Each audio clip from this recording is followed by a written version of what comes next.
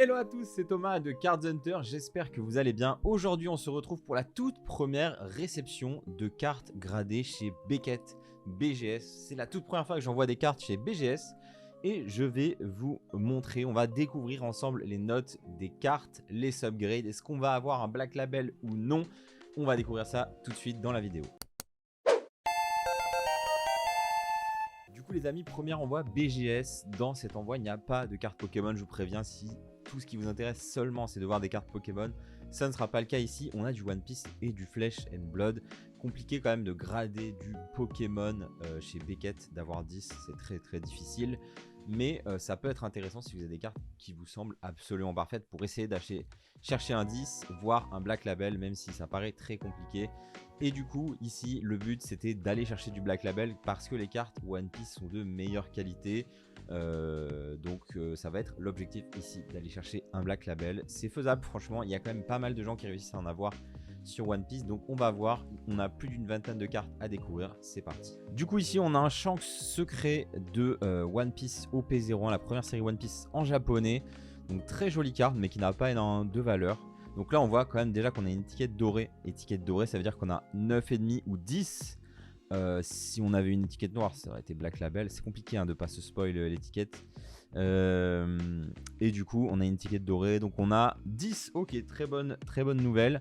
Donc vous voyez, quand vous avez 10 chez Beckett, vous avez 3 notes qui ont eu 10 et une note qui a eu 9,5. Donc c'est à chaque fois que vous avez 10 en gold, vous êtes à un demi-point d'avoir Black Label. Voilà. Donc ça se joue vraiment pas grand chose. Ici c'est un demi-point de centering, donc vraiment pas grand chose qui se joue. Allez, on continue. On a un autre Shanks. Ah bah voilà, je me suis pas... Étiquette argentée, c'est pas bon signe du tout. Donc ça veut dire... Ok, on a eu un 9. Donc 9 c'est quand même mint. Mais là on voit qu'on a eu 8 sur les côtés, étonnant. Et on a eu 9,5 sur la surface qui nous donne 9. Et donc on n'a même pas une étiquette dorée, malheureusement. Ok. J'espère vraiment qu'on va avoir du Black Label ou au moins des 10. Parce que sur One Piece c'est quand même... Aïe. Ah, c'est dur, on va se spoil à chaque fois. Donc là on a eu 9 aussi sur cette carte de Yamato, l'autre secrète de la première série One Piece. Voilà, 9,5 et 8,5 sur la surface. Étonnant, très étonnant. Mais ok, j'ai rien vu sur ces cartes, honnêtement. J'ai rien vu du tout. Allez, ensuite, nous avons une autre Yamato. Cette fois-ci, le label est Gold. Est-ce qu'on a eu 10 à nouveau? Et on a eu 9,5 sur celle-ci. Ok, 9,5 en centering et 9,5 en surface. Donc il y a quand même une grande différence hein, entre la qualité d'une carte 9,5 et d'une 9 de celle qu'on a. En tout cas. Donc 9,5 c'est correct, on va dire que c'est équivalent en termes de prix à un PSA 9 je dirais. Par contre quand on a 10 c'est plus cher. C'est plus cher qu'un 10 PSA normalement. Voilà. Après ça dépend bien sûr pour One Piece. Je pense c'est à peu près équivalent à un BGS 10 ou un PSA 10. Par contre sur Pokémon en effet un 9,5 ça vaut plus qu'un 9 et un 10 ça vaut plus qu'un 10 PSA.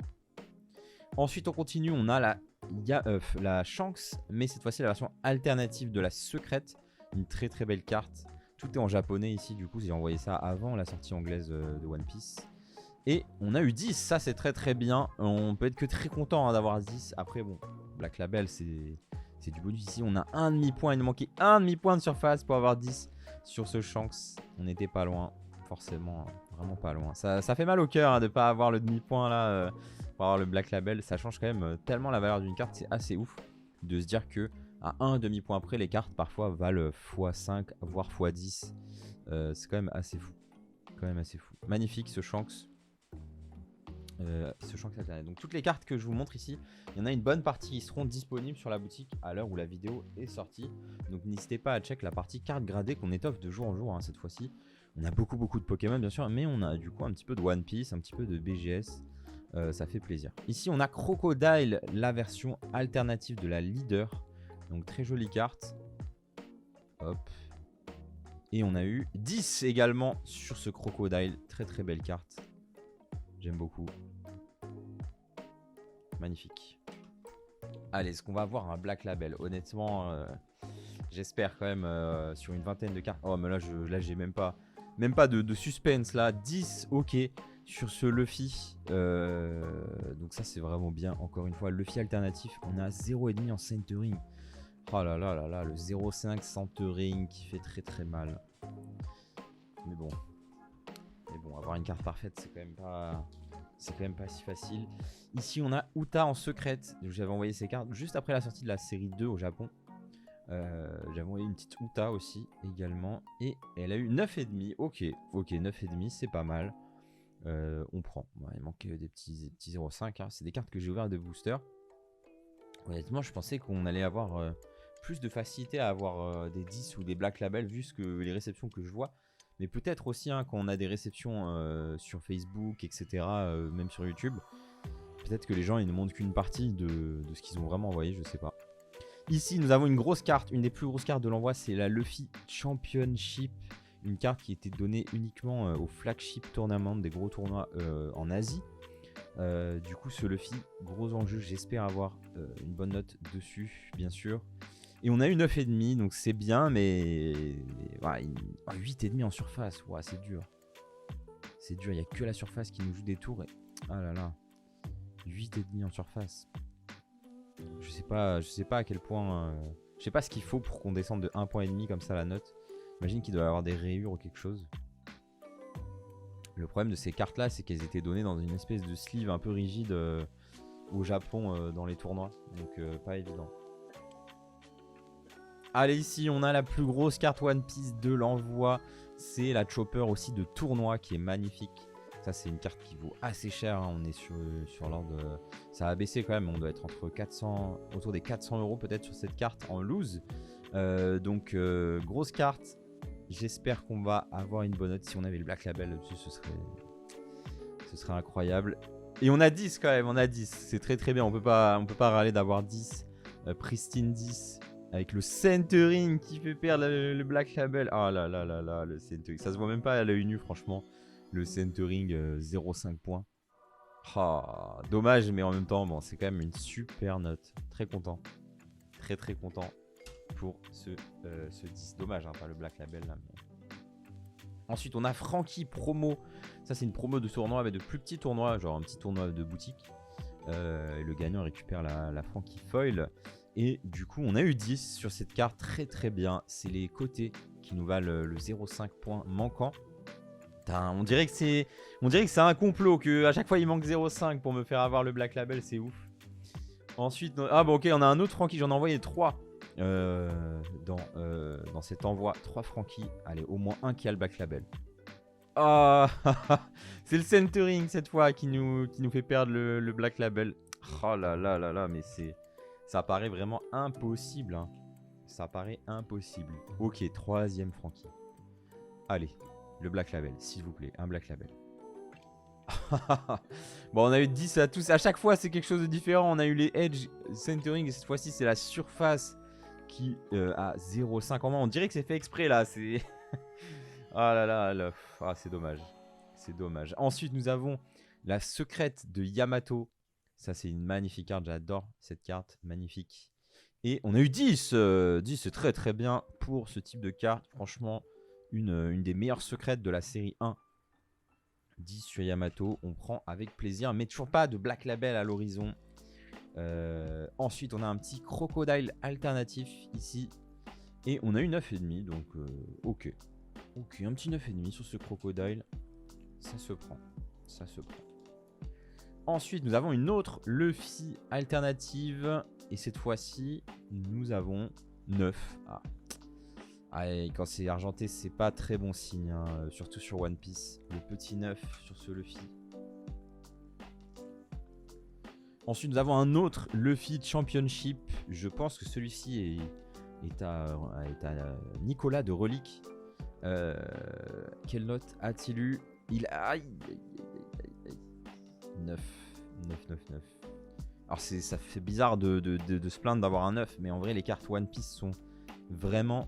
la qualité d'impression est incroyable, beaucoup mieux que Pokémon. Il y a très peu de défauts sur ces cartes. Donc là les cartes de tournoi en fait qui font un petit peu mal malheureusement. Yamato secrète, à nouveau la petite secrète Yamato basique. Et on a eu 10 là-dessus. Toujours pas de Black Label, ça commence à... j'ai l'impression qu'on n'en aura pas. Ça va être compliqué. Ah, ok, bon, là j'ai spoil carrément. Ok, on a encore un 9 sur la Yamato. 9, ça fait pas très plaisir non plus. Et ensuite, nous avons nos premières cartes Flesh and Blood. Il y a quelques cartes Flesh and Blood ici. C'est une magnifique Blue Cheat Skeletta en Cold Foil. Donc ça, c'est du Crucible of War. C'est quand même une série qui vaut assez cher en édition 1. On est sur quelque chose de l'ordre de 500-700 € le display en édition 1. Du coup, avoir non, c'est une Majestic ici, mais une Majestic Cold Foil, c'est quand même vraiment pas commun. Donc très très belle carte. Par contre, on s'attend pas du tout à avoir des 10 ou des Black Label sur Flesh and Blood. Il faut se le dire, on s'attend plutôt à avoir 9,5 et on serait content. Et du coup, 9,5, c'est une très bonne note sur du Flesh and Blood, honnêtement. C'est très très bien 9,5. Il y a quand même beaucoup de petits défauts d'impression sur les cartes Flesh and Blood. Autant que sur du Pokémon, on va dire. Ensuite, nous avons un Taipanese Draka of Judgment Cold Foil. Donc ça, c'est une promo que j'ai personnellement en PSA 10. Une promo qui était donnée dans les gros tournois Flesh and Blood. Et ici, on a 8,5. Donc ça, c'est pas ouf. C'est pas ouf. C'est le centering et la surface qui jouent beaucoup sur le 8,5. Il y a un demi-point ici d'avoir un 9. Si on avait eu un 9 à la surface ou au centering, on aurait 9 sur la carte, ce qui aurait été correct. Là, 8,5, ça fait un petit peu mal. Ça fait un petit peu mal. Allez, ensuite, ok, nous avons Luffy en anglais cette fois-ci, le Luffy de super pré-release, mais pas la version winner, juste la version de participation. Et on a 9,5, ok, sur ce petit Luffy. C'est la surface à un demi-point près qui nous fait éviter le 10 ici. Vous voyez, ça se joue pas à grand chose entre du 9,5 et du 10, et même entre du 10 et du Black Label. Même entre 9,5 et Black Label, il n'y a que 1 point de différence. Il y a 2 fois 0,5. Je sais pas si vous vous rendez compte, mais c'est pour vous dire à quel point c'est difficile d'avoir du 10 ou du Black Label chez Beckett. Et là, tous les 10 qu'on a eu sur du Pokémon, je renvoyais du japonais en récent, on aurait probablement beaucoup moins de 10. Ici, on a une deuxième fois cette carte et on a 10 sur celle-ci par contre, avec le centering qui nous empêche d'avoir le Black Label à nouveau. Aïe aïe aïe. Aïe aïe aïe. Et vous voyez, hein, entre la version 9,5, il y a juste eu un demi-point en moins. Et pour avoir le Black Label, il faudrait juste encore un demi-point en plus. Donc ça se joue vraiment pas à grand chose chez Beckett. Il nous reste quelques petites cartes pour finir, je sais pas lesquelles. Ok, on a une Crown of Providence, encore une petite Cold Foil légendaire de Flesh and Blood. Et nous avons 9. Ok, donc c'est correct, 9 sur du Flesh and Blood honnêtement. Sur des cartes Cold Foil. C'est assez difficile d'avoir des bonnes notes parce qu'il y a quand même des petits défauts d'impression sur ces cartes. De manière assez récurrente. Je crois qu'il nous reste 2 ou 3 cartes. Je regarde pas pour pas me spoil. Ok, nous avons ici une magnifique carte. Ça, je suis jaloux. C'est à Nicolas de Relique. Mais j'aimerais bien l'avoir cette carte.